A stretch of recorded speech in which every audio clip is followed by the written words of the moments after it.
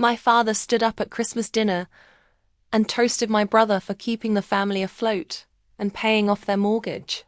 He looked right at me and called me selfish for never helping. He had no idea that I had a forensic accountant on speed dial and a laptop full of bank statements in my bag.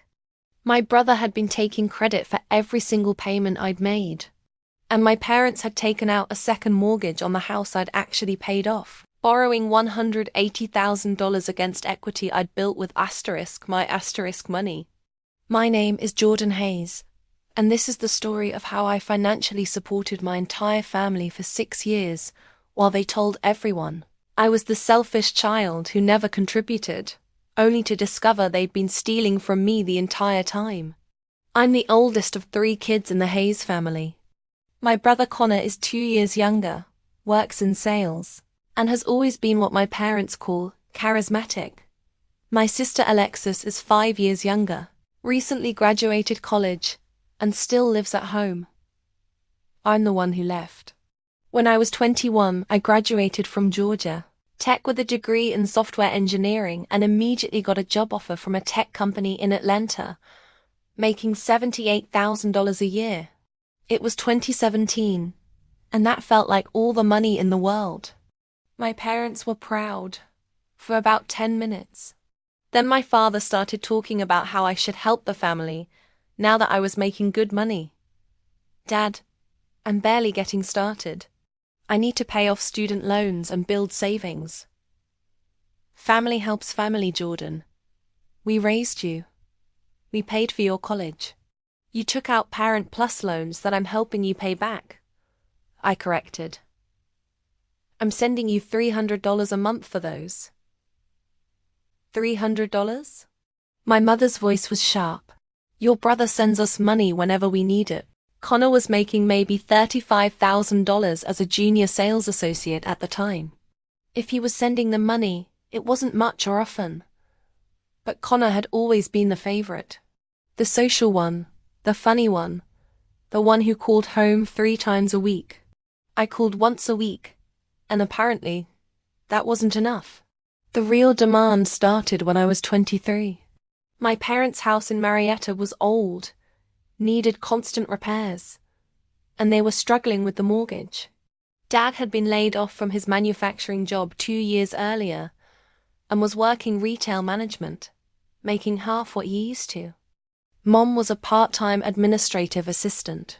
Connor was still in sales, doing okay but not great. Alexis was in college.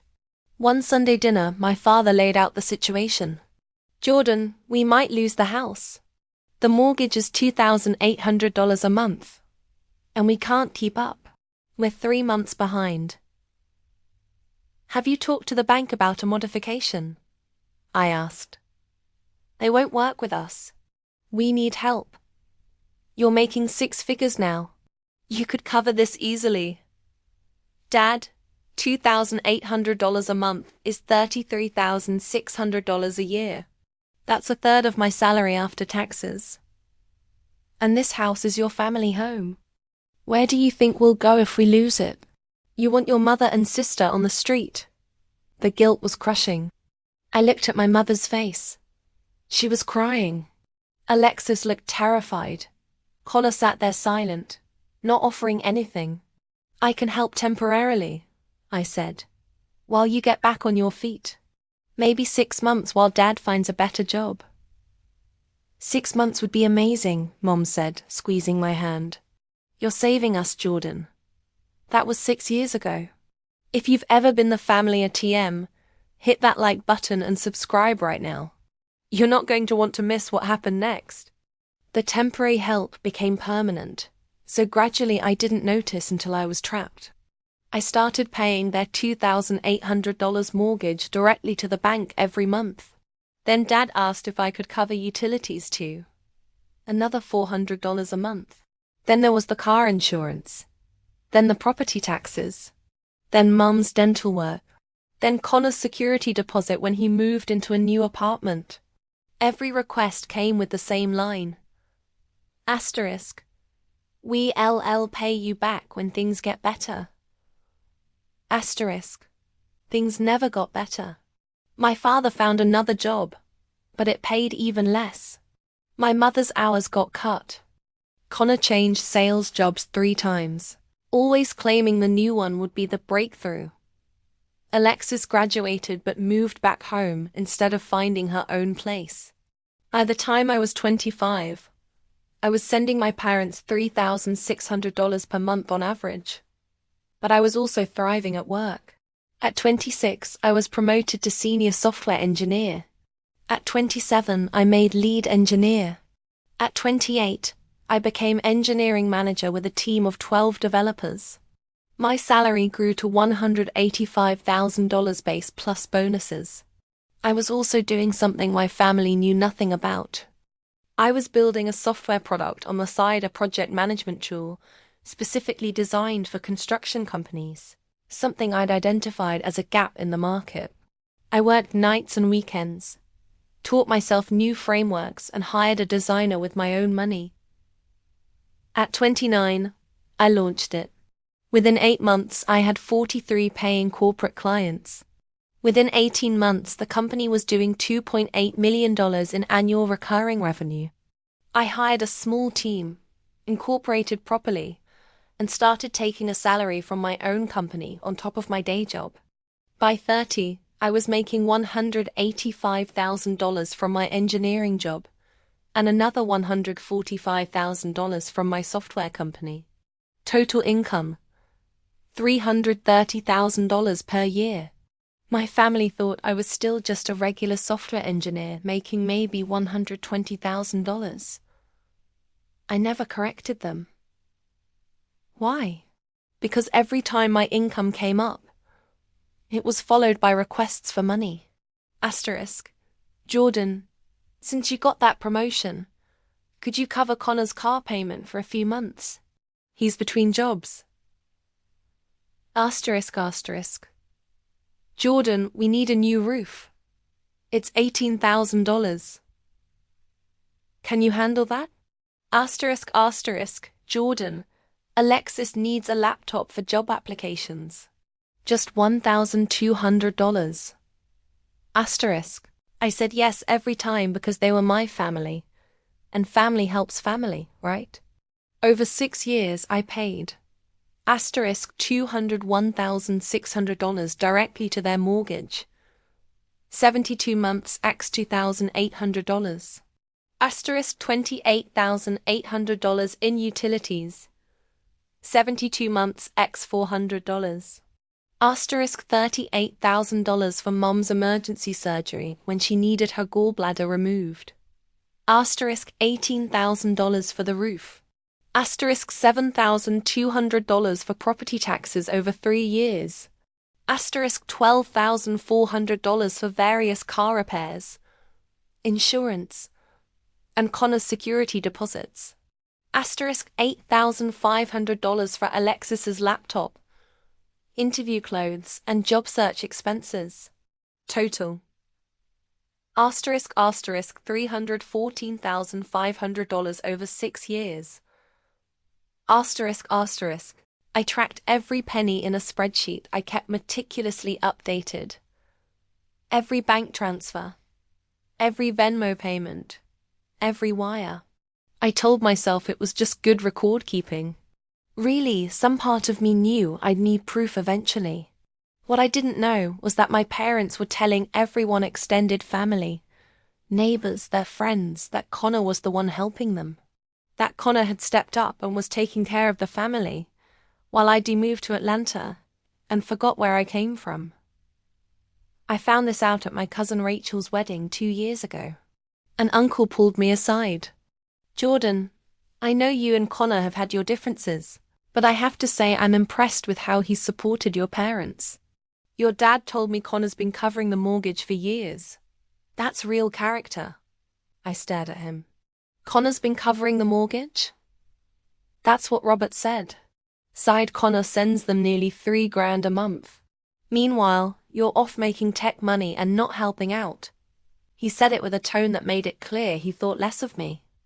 I smiled tightly. Interesting. I hadn't heard that. When I confronted my father about it later, he was defensive. What does it matter who gets credit? The important thing is the house is being taken care of. It matters because I'm the one actually paying for it. Dad, I've sent you over $200,000 at this point. And Connor helps too. He sends money when he can. He's doing his best with less income. That's more impressive than you just writing checks because you have money to spare. That's when I realized they didn't see what I was doing as sacrifice. They saw it as obligation. I made good money, so helping them wasn't generous. It was expected. Connor made less money, so any help from him was heroic. I stopped arguing, but I didn't stop paying, because every time I thought about cutting them off, my mother would call crying about another crisis, another expense, another disaster waiting to happen. This year's Christmas dinner was at my parents' house, the house I'd been paying for.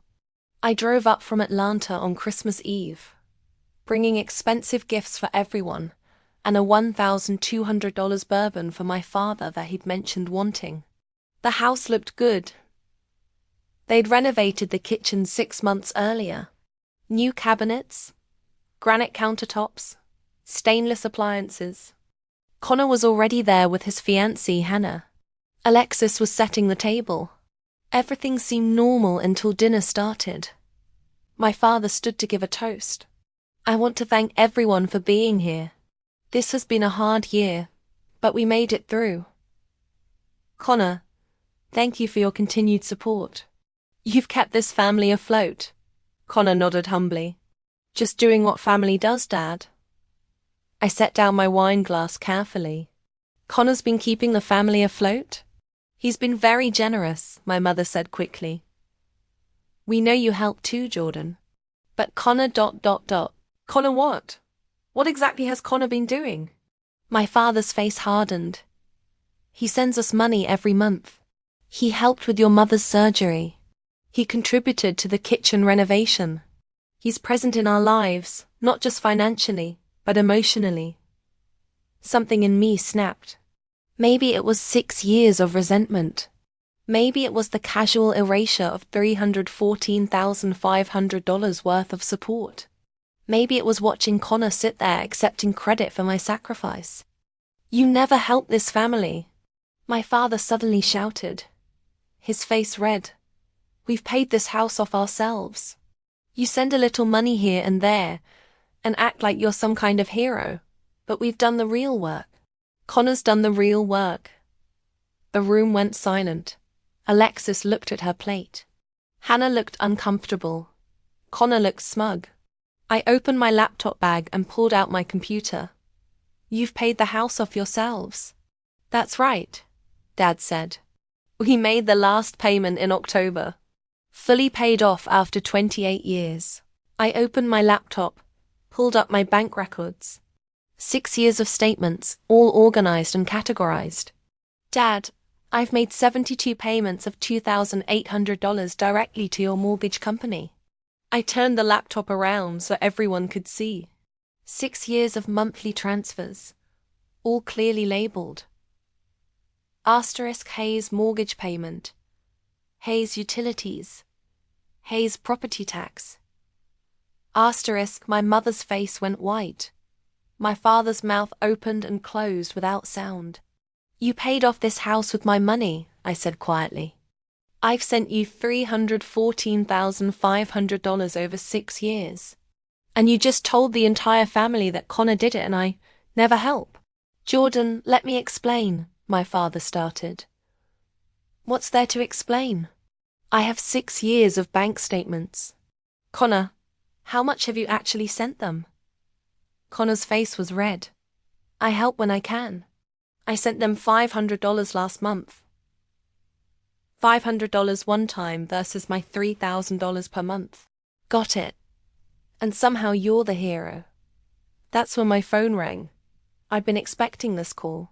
I answered on speaker. Miss Hayes, this is Patricia Kim from Detailed Financial Forensics. I have the report you requested ready for review. My father's eyes widened. What report? I hired a forensic accountant 2 weeks ago, I said calmly. I wanted a full audit of what I've sent you versus what you've told me you've used it for. Ms. Kim, can you give my family the summary? Drop a comment and let me know where you're watching from tonight. Patricia Kim's voice was professional and devastating. Of course, Ms. Hayes. I've completed a comprehensive analysis of 6 years of financial transactions between Jordan Hayes and Robert and Patricia Hayes. Here are the findings. She paused, and I could hear papers rustling. Total funds transferred from Jordan Hayes to her parents: $314,500 over 72 months. Primary expenses claimed: mortgage payments, utilities, medical expenses, home repairs, and various family emergencies. My father tried to interrupt. We never said, "Let her finish, Dad," I said coldly. However, Patricia continued, cross-referencing with public records and bank statements provided by the elder Hayes family, revealed several discrepancies. First, the mortgage. Ms. Hayes paid a total of $201,600 toward the mortgage over 6 years. The mortgage should have been paid off in full by month 68, based on the remaining balance when payments began.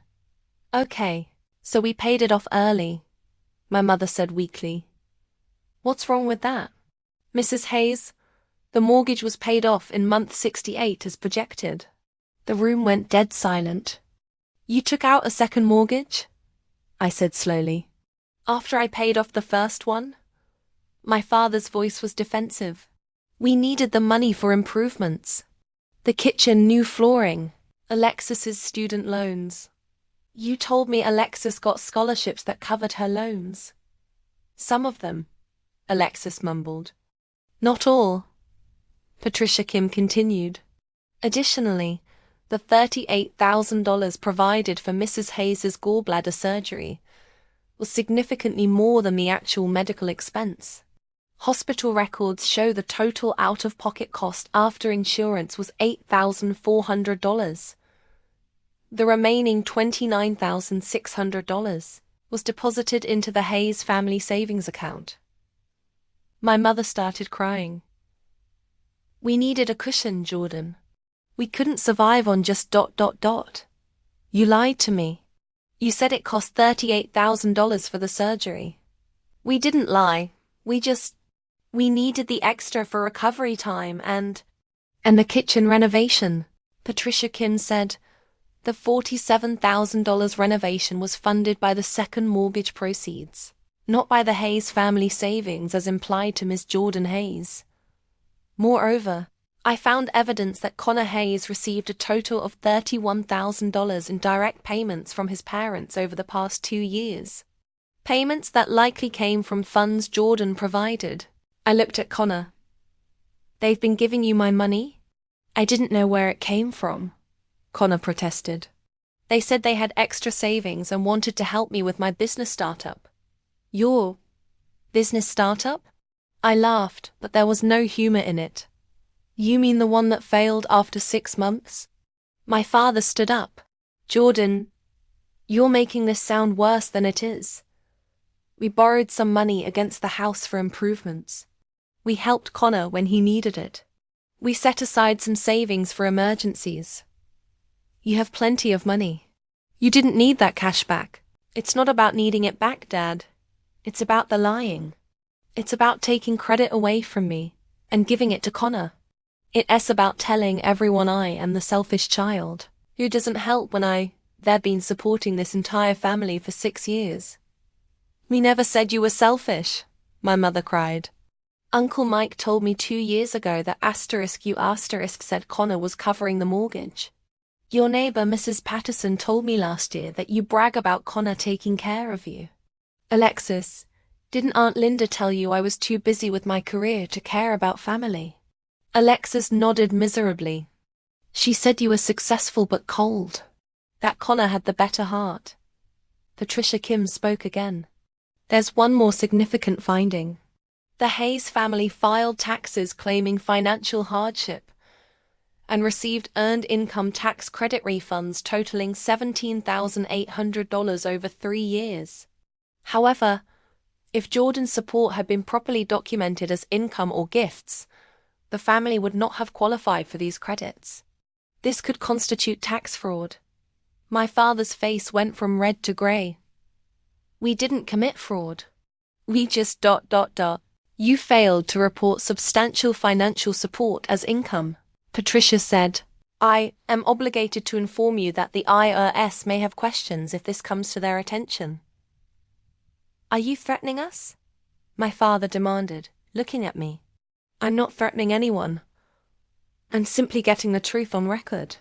Patricia, can you send the full report to everyone's email?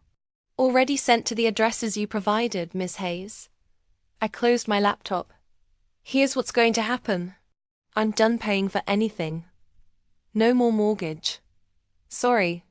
*2 mortgage payments. No more utilities. No more emergencies. You're financially on your own from this moment forward. Jordan, please. My mother started. I'm not finished. Second, you're going to tell everyone Uncle Mike, Aunt Linda, Mrs. Patterson, everyone you've been lying to the truth. That I paid off your house. That I've supported you for 6 years. That Connor has sent you maybe $5,000 total, while taking credit for hundreds of thousands *I* provided. That's humiliating, Connor protested. Good. You humiliated me for 2 years by taking credit for my money. Now you get to feel what that's like. My father slammed his hand on the table. You can't dictate what we tell people. I can't. But I can show them. I'm going to send the forensic accounting report to the whole family. They can draw their own conclusions. That's private information, my mother shrieked. It's my information about my money that I sent. I can share it with whoever I want. Hannah, Connor's fiancée, spoke for the first time. Connor, is this true? You've been taking credit for money your sister sent. I didn't know she was sending so much. I thought we were both helping ... But you knew you weren't sending $3,000 a month. You knew you weren't paying their mortgage. Connor had no answer for that. I stood up. One more thing. The $180,000 second mortgage. You took out that equity you borrowed against. I built that. My payments for 6 years created that equity. You took out a loan against value I created, and didn't tell me. That's theft. We'll pay you back, my father said desperately. We'll work out a payment plan. We single quotes LL ... With what money, Dad? You couldn't afford the first mortgage. How are you going to afford the second one without my help? The reality hit him. Without my $2,800 monthly payments, they couldn't cover their mortgage, utilities, and living expenses. The second mortgage payment was probably another $1,200 per month at least. We'll figure it out, he said. But his voice had lost all conviction. I'm sure Connor will help, I said. Since he's the generous one. The one with the real character. The one who's kept this family afloat. I started packing my gifts back into my bag. I brought them. I was taking them back. Jordan, you're really going to abandon your family on Christmas? My mother asked. I'm not abandoning anyone. I'm just declining to be lied to, stolen from, and erased anymore. You taught me that family helps family. You just forgot that respect and honesty are part of that deal. Hit that subscribe button if you've ever had to set boundaries with toxic family, because what happened next destroyed everything they'd built on my money. I drove back to Atlanta that night. Christmas dinner uneaten, gifts reclaimed, and 6 years of financial support terminated. The fallout started immediately. By December 26th, I'd sent the forensic accounting report to my extended family aunts, uncles, cousins, anyone my parents had lied to about me. I included a simple cover note. Asterisk.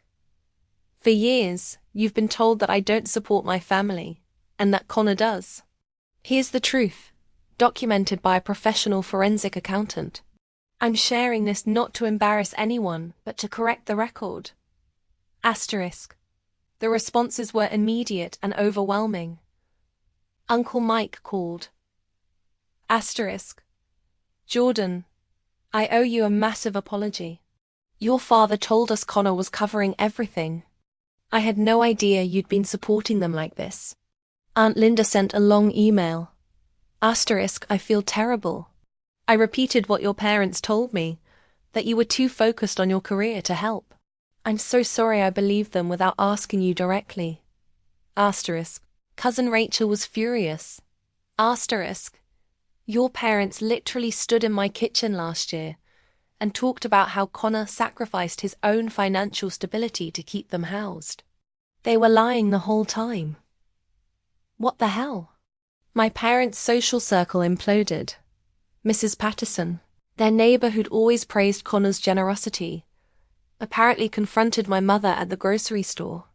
Asterisk. You told me Jordan abandoned you. You let me badmouth that girl at book club. I feel like an idiot. Asterisk. Connor's life fell apart faster. Hannah broke off their engagement 3 days after Christmas. Asterisk. I can't marry someone who'd steal credit for his sister's generosity.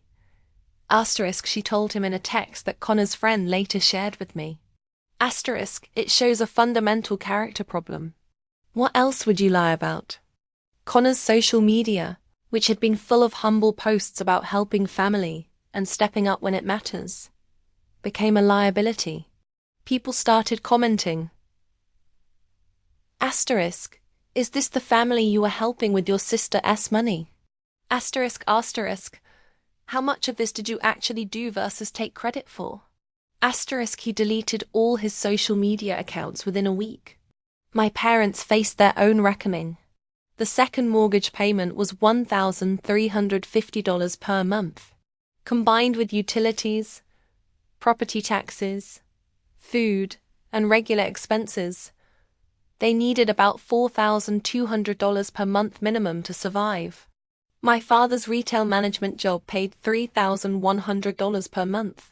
My mother's part-time administrative work paid $1,800 per month. Together, they brought in $4,900 per month, leaving them only $700 for food, gas, medical expenses, and any emergencies. They couldn't do it. Within 6 weeks, they'd missed their second mortgage payment. By March, they'd missed 3 payments. The bank sent default notices. My mother called me 17 times. I didn't answer. Finally, she sent an email. Asterisk. Jordan, please. We made mistakes. We're sorry. We can't lose this house. You've invested so much in it already. Don't let that investment disappear. Because you're angry at us. We'll do anything. We'll tell everyone the truth. We'll have Connor apologize publicly. Just please don't let us lose our home. Asterisk. I responded with one line. Asterisk. You already lost it. You just don't know it yet. Asterisk. The house went into foreclosure proceedings in May. My parents hired a lawyer. They couldn't afford to fight it. The lawyer told them the truth. They'd taken out a loan they couldn't repay. The bank had every right to foreclose. Connor tried to help. Actually tried this time. He sent them $2,000 from his own savings. It wasn't nearly enough. He couldn't sustain even that level of support. Alexis got a job and started contributing $600 a month for rent and groceries. It helped but didn't solve the problem. In July, my father called me from a number I didn't recognize. I answered by mistake. Jordan, please. I'm begging you. We'll lose the house in 45 days if we don't catch up the payments. Dad, I sent you $314,500 over 6 years. You told everyone Connor did it. You borrowed $180,000 against equity I built and didn't tell me. You lied to the IRS about financial hardship while I was sending you enough money to disqualify you from tax credits. You stole from me for years and now you want more. I know I was wrong, but this is your mother's home. This is where you grew up. This is a house you treated as an ATM, just like you treated me. You want to know what I learned from watching this happen? That sometimes the kindest thing you can do for someone is let them experience the natural consequences of their choices. Jordan, please. I hung up. The house sold at auction in September for $340,000. After paying off both mortgages and fees, my parents netted about $18,000. They used it to move into a 2-bedroom apartment in a less expensive part of Marietta. The apartment is small. My mother works full-time now at a different company that actually offers benefits. My father got a second job doing weekend security. Alexis moved out and got roommates. Connor lives 45 minutes away and visits maybe once a month. They're surviving, but they're not comfortable. And they're not getting any help from me. 18 months after that Christmas dinner, I'm sitting in my Atlanta condo, a beautiful 3-bedroom place I bought last year for $680,000, paid in cash. When I get an unexpected call, it's Connor. Jordan, I need to talk to you. Can we meet for coffee? I almost say no. Then curiosity wins. Fine. Tomorrow, 2 p.m. The place near Georgia Tech. He's already there when I arrive, looking older than his 31 years should allow. The confidence is gone. He looks tired and smaller somehow. Thanks for meeting me, he starts. What do you want, Connor? I want to apologize. Really? Apologize? Not the half apology I gave at Christmas. I took credit for what you did. I let Mom and Dad erase your contributions. I sat there accepting praise for money I didn't send. That was wrong. There's no excuse. I sip my coffee and wait. I was jealous, he continues. You were always smarter, more successful, more disciplined. I got the social stuff, the friends, the popularity, the charm. But you got the actual success. And instead of working harder, I just let them believe I was doing more than I was. It was easier than admitting I was the failure they were scared you'd be. You weren't a failure, Connor. You just weren't willing to do the work. I know that now. Losing Hannah was a wake-up call. She said I had a character problem, and she was right. I've been doing therapy for a year, actually examining why I did what I did. Good for you. Seriously. I mean it. Growth is growth. I can't fix what I broke. But I wanted you to know I see it now. What you did for them, for us, was incredible. You supported an entire family for 6 years while building your own career. I sent maybe $5,000 total and acted like a martyr. You deserved better from all of us. Yes, I did. Are you ever going to forgive them? Mom and Dad? I consider the question carefully. I don't know. Maybe someday. But forgiveness doesn't mean reconciliation. I can forgive them for being weak and dishonest without letting them back into my life to do it again. That's fair. He stands to leave, then turns back. For what it's worth, and I know this might not mean much coming from me. I'm proud of you.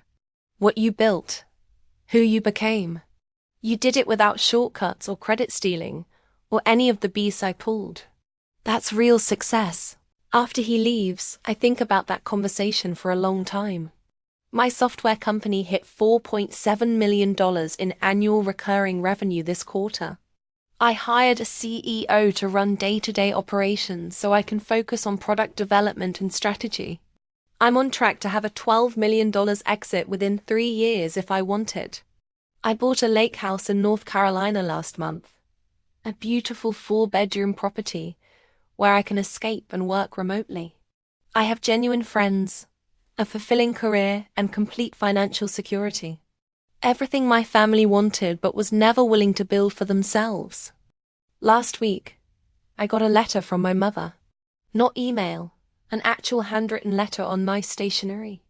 Asterisk, I know I don't deserve a response, but I need you to know some things. You were right about all of it. We used you. We erased you. We let Connor take credit for your generosity, because it was easier than admitting we de-raised one child who worked hard, and one who coasted on charm. Asterisk, asterisk. We wanted both of you to be successes. And when only you achieved it, we couldn't face what that said about our parenting. Losing the house was humiliating, but it was also clarifying. We've had to learn how to live within our means, how to actually work as a team, how to solve problems without expecting you to fix everything. We should have learned these lessons 30 years ago. Asterisk, asterisk, I'm not asking for forgiveness or reconciliation. I'm just asking that I see you now. I see what you sacrificed, what you built, who you became despite us rather than because of us. I'm proud of you. I should have said that every day for the past 6 years. I'm sorry I didn't. I'm sorry for all of it. I hope you're happy. You've earned happiness more than anyone I know. Asterisk. I read that letter 3 times. Then I put it in a box with other letters I've received over the past year. Apologies, explanations, requests to talk. I'm not ready to respond. Maybe I never will be. But I've kept the letters, which is something. My therapist says that healing doesn't require reconciliation. You can process hurt, set boundaries, and build a beautiful life without ever letting the people who hurt you back into it. Some relationships can't be salvaged, and that's okay. I've built a chosen family. Friends who celebrate my success without resentment. Colleagues who respect my work without trying to diminish it. Mentors who've invested in my growth without expecting repayment. That's the real story. Not the family that took advantage of my generosity, but the life I built despite their betrayal. If you've ever had to walk away to save yourself, tell me your story in the comments. What would you have done? Does any of this feel familiar? And if you've ever been the family ATM, expected to give everything and grateful for nothing, hit that like button, because you're not alone. Paper beats promises every single time. I have 6 years of bank statements proving I kept mine. They have 6 years of lies proving they broke theirs. I'm the one who gets to decide what happens next. Not them. Not anymore. You're not alone. You never were.